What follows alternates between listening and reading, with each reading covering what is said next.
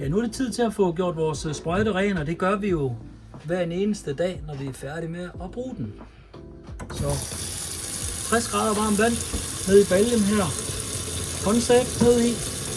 Og hvis man ikke har 60 grader varmt vand, jamen så kan man jo altid lige bruge en elkedel. Og så skal sprøjten hernede i.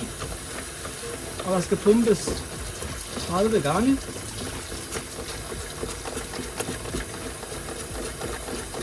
Det er så varmt, så jeg kan ikke have fingrene i det nu.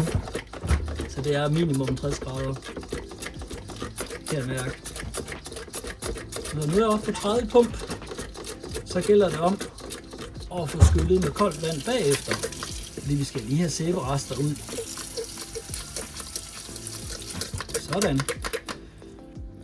Og så skal vi jo slutte af med, at der skal silikone ind, så vi er sikre på, at alle ventiler og stemplet fungerer og glider perfekt fremover.